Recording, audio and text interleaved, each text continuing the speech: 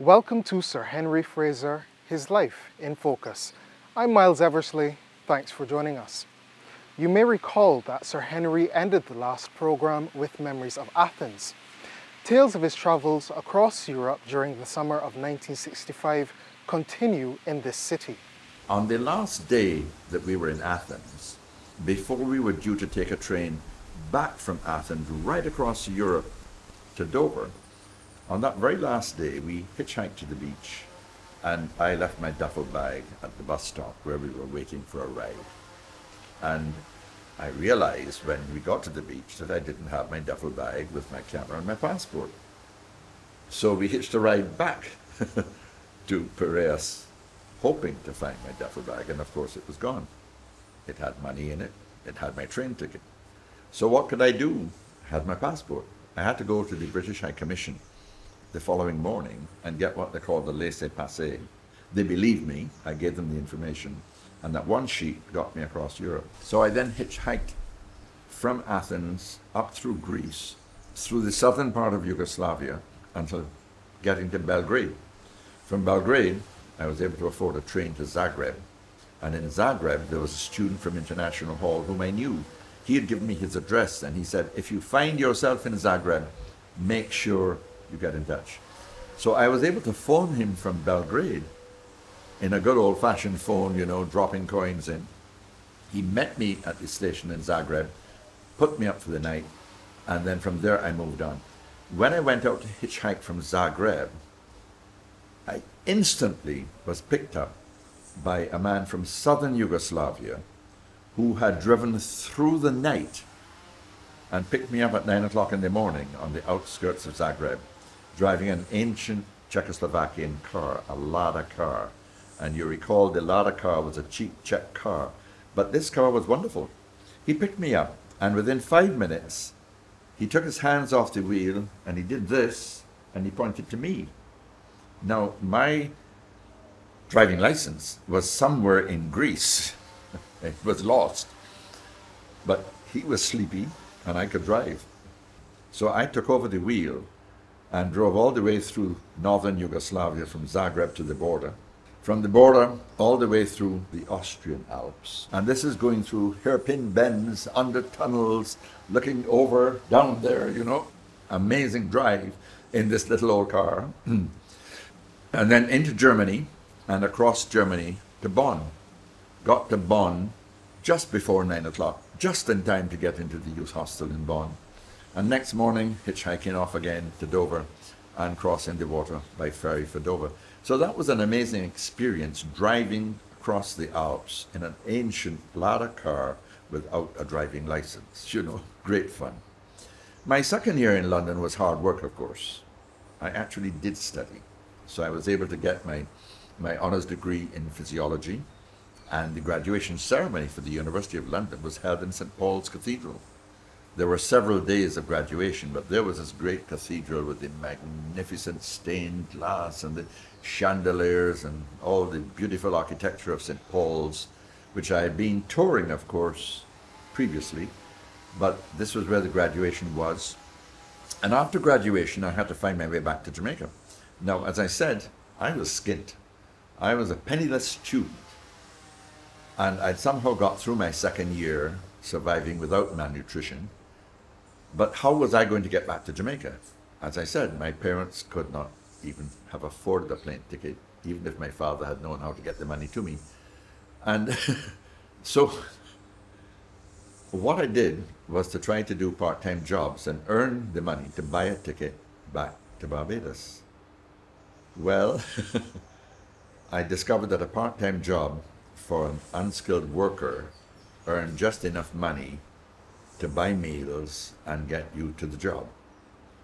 A friend who was touring Europe during that month of August very kindly lent me his flat. And so I stayed rent-free in his apartment, and I worked, and at the end of 2 or 3 weeks I realized I was no better off than I had been at the beginning. So I had the courage to write to my best friend's father, professor of obstetrics in Jamaica, and ask him if he would be kind enough to lend me the money and to FedEx it or send it to London for me to buy a ticket.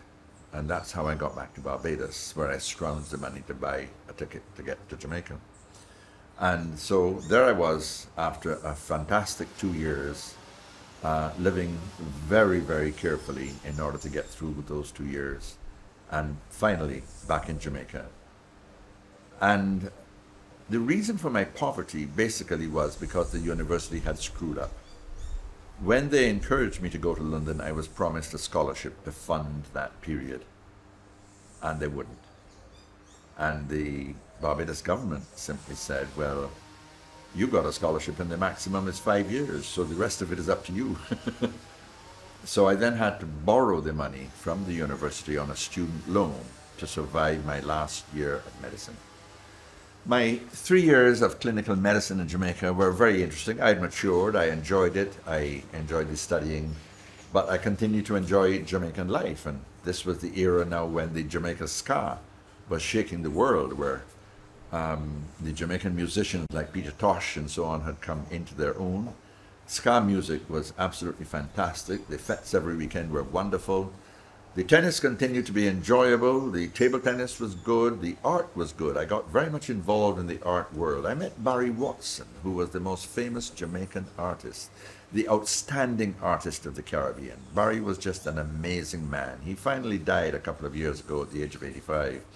But he would come to us at the university and give free tuition to the students, because at one point he was very friendly with the warden of the ladies' hall, Dr. Lucille Matherin, and she said to him, you must do this.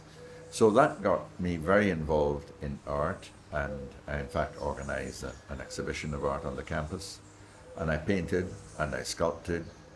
I did everything in my first 2 years. My two best friends and I, we ran a magazine called The Stethoscope. We created this magazine for students to write in.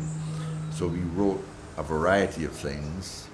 One of the most interesting items from The Stethoscope was the news from the departments. And this was an opportunity for John Stewart to provide some very amusing captions. On one occasion, Professor Sir Ken Stewart, as he became, who was an international figure, always traveling to conferences and going to different places, and therefore not always seen in the department. So one news item said, this month, Professor Ken Stewart visited his Department of Medicine.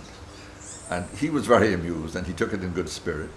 And then there were other occasions when puns and jokes of patients in Jamaica lingo featured very well. And then some serious articles. We wrote serious articles on up-to-date science that some of us had discovered. So that was great fun. But basically, our student days were very lively. We had some wonderful teachers. We didn't have the Nobel laureates that I had had at University College in London, people like Professor Huxley, Professor Sir Andrew Huxley, and Professor Katz, who had won the Nobel Prize in neurology. They were teachers in London. But we had some great teachers in Jamaica. Professor Sir Ken Stewart, the cardiologist, Professor Andrew Masson, neurosurgeon. He was an amazing man, and he captivated us with his lectures, a combination of humor and knowledge, and extremely eloquent. I don't think I have ever heard him use the word which every Barbadian public speaker uses in every sentence. He was a great teacher, and we enjoyed everything about clinical medicine. The exams, of course, were slightly traumatic, but that's another story. Essay writing, I wrote some great essays which I got prizes for, and finally came the exams which would determine whether you passed or failed. And usually about 90% plus of our students would pass, and the other 5 or 10% would often have to come back then and repeat in 6 months' time. But the lesson that we all learnt was that you had to learn your medicine on patients. The famous doctor, Sir William Osler, the greatest doctor of the late 19th and 20th century, he became Regius Professor of Medicine at Oxford, and he was famous for the clever things that he said. And one of the things that he said was that to study medicine without books is to sail an uncharted sea. But to study medicine without the patient is not to go to sea at all.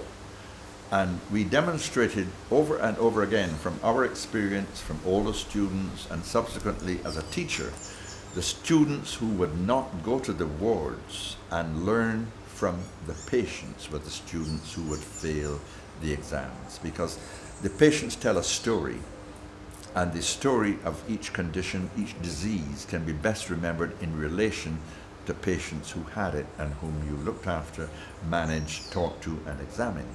So Sir William Osler's aphorism was something that we took very much to heart. And so we enjoyed our medicine and we got through our exams. My friend John won the gold medal and went on to become professor of neurology.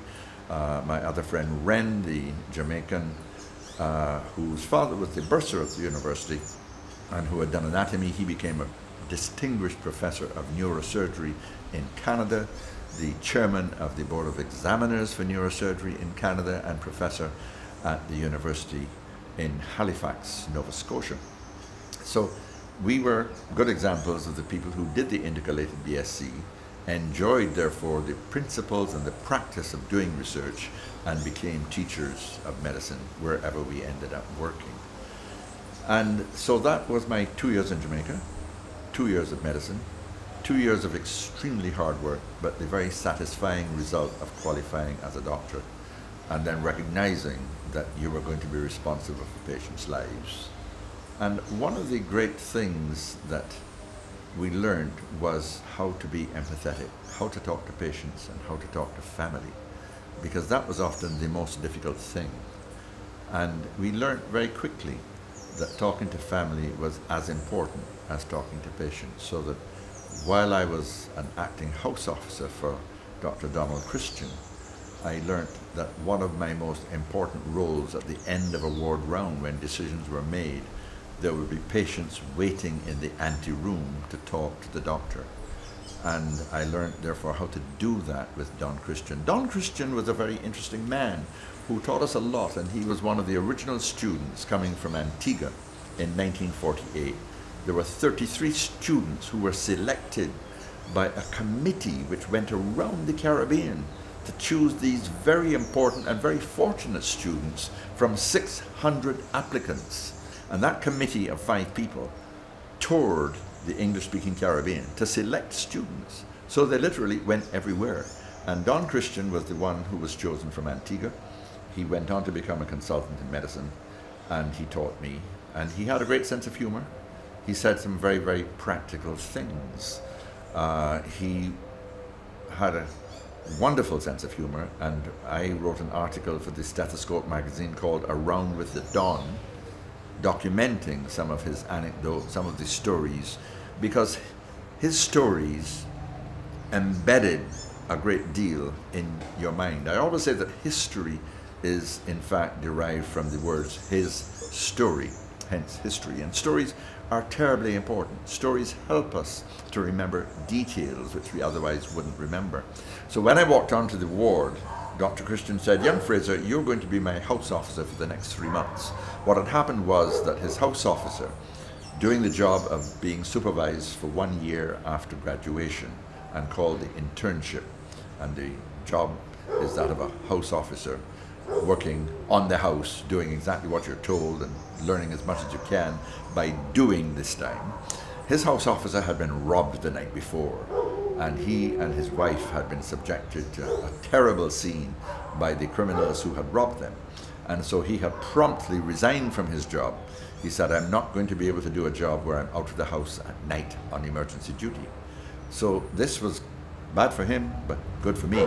It gave me the opportunity of acting as a house officer, getting the direct supervision as a student, which was a very lucky and fortunate opportunity, because now I was with the patients all the time. So I was doing this stuff, and I would remember all of the conditions because I remembered every specific patient. And that gave me the skill and the confidence to actually get through medicine, which I might not have done because I was painting so much and sculpting so much all through the medical course. But that was a tremendous success, and I really enjoyed that. So we graduated, and we then had to decide what to do. Now, one of the important aspects of the last few months in medical school was that the University Hospital of the West Indies was suffering badly financially. Doctors were unhappy about what was happening. Some posts were not being filled. Some drugs were not available. And the whole economic situation in 1969 was not a good one. It was the beginning of the challenges Jamaica was to face for the next 30 years, and doctors were emigrating. Secondly, the university had been set up to train doctors because it was thought that doctors on the ground were the most important kind of doctors. It was assumed in the old colonial days by the committee, the Irving Committee, which set up the university, that the specialists could go abroad. There'd be just a few of them, and they'd go to Britain and get their training, or to Canada and come back. And so there was no plan up until 1960 something, 1967, 68, 69, when we were in medical school. After 15 years of the university, there was still no plan for postgraduate training. So someone who wanted to be an internist specializing in internal medicine, diabetes, epilepsy, high blood pressure, would go off to London, to St. Thomas's, where the professor of medicine, Professor Cruikshank, had a cousin who was the chair there. And they would get a year of experience and come back to become a qualified internist. Somebody who wanted to do surgery would be able to go off to Edinburgh, where an arrangement would be made for him to spend a year in Edinburgh, observing, practicing a little, taking the surgical exams, and he would come back as a qualified surgeon. People were not being trained, although the junior doctors were working for those specialists. They were not being trained in Jamaica to be qualified as surgeons, psychiatrists, physicians, pediatricians. So my class discovered at the very end on graduation, we had a meeting of the whole class to find out where everyone was going. And we discovered that out of our class, 50% had already applied and been offered places to do their internship, their postgraduate year in Canada and North America. And in that era of the 60s and 70s, 50s, 60s and 70s, UWI graduates, West Indians, went in droves to North America to get their postgraduate training. And many of them simply didn't come back. So we were still in a bind. We were in a quandary because we were not producing the specialists we needed. And that was to serve me in good stead, because I came home to Barbados, where we had just started the medical student teaching the year before I came home, and some of my class had come down here in 1968. And people like Dr. Carol Jacobs, Lady Haynes, she was one of the class in my class who had come down to Barbados to do her last clinical year, come back to Jamaica for the exams, and then return to Barbados to do her internship, along with me, Dr. Harold Harvey, who became a professor of oncology at Hershey in Pennsylvania, and others. Dr. Bill Fong, who was professor of infectious diseases at St. Mike's. We all came down and did our internship here. And so we spent 1 year of internship in Barbados. But the situation and the experience that I had had in Jamaica of recognizing the need for postgraduate qualification was then to stand me in good stead, both when I went back to Jamaica to do my own specially planned, designed postgraduate training, and when I then returned to Barbados as a consultant many years later. This was all an extremely informative background and context for what we were going to develop, Professor Walden and I, in Barbados when I finally came home. But one of the most outstanding aspects of my final year, I mentioned the definitive things that we learned a lot from, the running of the Stethoscope magazine, the writing of prize essays. That was all exciting. The house job with Dr. Christian was perhaps one of the two greatest highlights. The other greatest highlight for me was what we call the elective period. By a pure bit of chance, good luck and opportunity, I ended up doing an elective period with Sir George Alleyne. He was then simply Dr. Alleyne. He was the #2 man in the Tropical Metabolism Research Unit, and he was doing wonderful research mostly on rats. He was interested in metabolism, particularly the metabolism of the liver and of the kidney. And I had been doing my pathology clerkship, and I had been attending a post-mortem in which there was a liver of a child with what was thought to be glycogen storage disease. There was this little child about so long who had a liver about this size. And so Professor Brooks suggested to me that I take that liver over to Sir George Alleyne, who was interested in liver metabolism, and see what he might like to do with it. So when I took it over, Sir George said, well, you know, this patient died 2 days ago, so I really cannot do any useful work with this liver. It has autolyzed. But he said to me, are you interested in this? Are you interested in liver metabolism? I said, I thought quickly.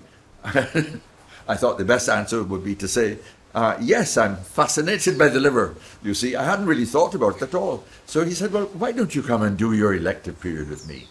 So I thought, that sounds exciting. So I went along in due course at the right time to do my research elective with Sir George Alleyne. And he taught me a great deal. He taught me about the value of the rat. Now, the proper name for the rat is not just the rat. It's actually called Rattus rattus. That is its scientific name. And he worked with these rats as experimental subjects. Now, some people may not like me to talk about this, but you would sacrifice these rats after you had given them specific treatments to see what happened, you see. And so he was doing some experiments on liver metabolism with these rats, and he taught me how to put a rat to sleep, anesthetize it, dissect it open, and with very fine catheters to catheterize the aorta so that he could draw blood samples from the liver. Now, this was an amazing piece of work. It wasn't quite as delicate as when I worked with micro samples in tiny, tiny test tubes in London for my PhD, but it was exciting work to do this work on rats. And as a result of my 3 months, we solved one of the problems that he set out to solve, and my first medical paper was therefore Alleyne and Fraser. He was the conceptualizer, the hypothesizer.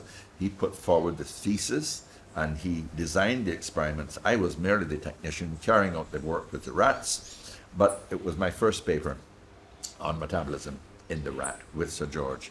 And that set in train how I would plan my postgraduate training. Because since we had no formal postgraduate training in Jamaica, I went to talk to him after graduation and said I was coming home to give a year of service back to Barbados. But I really wanted to be a physician. I was interested in research. I saw myself as an academic doing research. And of course, since there was no university medical faculty in Barbados, I assumed that I would be living and working in Jamaica as a member of the university faculty there. So he and I sat down and we planned our research program for when I returned to do postgraduate work, with him being a big part of that. But that's another story, so I think we should come back to that story. It's just to say that I acquired so much experience. I learned so much. I had so much of the context of medicine, the whole Caribbean experience, what Jamaica needed, what the whole Caribbean needed in terms of healthcare. It was just an amazing experience. One of the things I should add that we did, we had a very special kind of preventive medicine elective where we could choose to do something in the community. And so I went off to one of Jamaica's small hospitals in St. Thomas, and I worked with a very famous, brilliant doctor called Dr. Ronnie Lampart. And I spent time in that St. Thomas hospital dealing with both the acute care coming to that little emergency department and the chronic care of dealing with the diabetics who had to come there to get their insulin injection at the hospital itself, and dealing with the public health issues. I went around with one of the public health doctors, and this is perhaps a good opportunity to mention what happened in Jamaica and across the Caribbean after the Second World War. And it was the development of public health in a serious, planned, coordinated way for the first time. You see, the British left us in the Caribbean totally underdeveloped. Take Barbados, for example. We now have many hundreds of doctors in Barbados, well over 600 doctors here. But in the good old days, 100 years ago, we had less than 100. And the public health setting was extremely primitive. There was very little in the way of public health. the first major public health act as such was in the early 20th century, and it was Sir John Hudson, a very famous Barbadian doctor of that era who lived at what is now Solidarity House, who pushed for the development of public health. And he was a doctor in charge of public health for many years as well. And eventually, when the riots occurred in 1937, one of the big things that was recognized was the appalling health care of the people. And so my hero, Dr. Harry Bailey, the founder of the Diagnostic Clinic, he went to the 1937 hearings under Sir George Dean, what was called the Dean Commission, and he reported in the Dean Commission on the appalling health care, the virtual lack of health care for poor people, and he suggested, 10 years before it came into being in Britain in 1946, he suggested in 1936 that Barbados should have a national health service, and that everyone who paid income tax should pay an additional £1 a month in tax for that health service, so that the poor people could get free health service. It was an amazing, visionary proposal for that era, a decade before the British brought it about. The Moyne Commission, followed by Lord Moyne, set up by the British now. This was not just a Barbadian Commission, but a West Indian Commission, and they went around the Caribbean and they discovered the appalling infant mortality. They discovered how short a period people lived compared to the developed countries. They discovered all the bad things, and they made a huge grant. I forget the many millions of pounds. It was something like £20 million a year that was now going to be spent in the development of healthcare in Barbados, and it was to provide for training as well as posts. And as a result of that, we had all of our public health officers, people like Sir Kenneth Standard, for example, in the early 1940s, mid-1940s, became a public health inspector. And he, as a mature man in his 20s, was one of the people who stood out when Sir Hugh Springer and Sir Philip Sherlock did the visits to the Caribbean to choose students. And Sir Ken Standard was one of the early public health inspectors of the 40s, established by the Colonial Development and Welfare Grants, who went on to become a doctor. And he became the professor of public health and preventive medicine in Jamaica at the University of the West Indies. And all of that came about because of the big grants that happened, because the British finally recognized the underdevelopment of the Caribbean and the importance and urgency of improving the health of the Caribbean. It led to the university, it led to the first medical faculty, it led to the training of doctors, it led to the establishment of trained people in public health and the posts of people like public health inspectors. So it did a whole lot. And so it was one of those colonial development and welfare trained public health doctors, Dr. Pete, that I worked with in St. Thomas, and really got into the public health, so that a lot of people are surprised by my orientation towards public health, because I saw public health and public health education as a very big and important feature of medicine. And I took to heart what Professor Standard used to say. He said medicine is really not about tertiary care in the hospital intensive units. Medicine is about prevention, prevention, prevention. And that's a wonderful aphorism for all of us in medicine. Words that are no doubt lived by medical practitioners across the globe. This has been Sir Henry Fraser, His Life in Focus. I'm Miles Eversley. The series continues next week at the same time.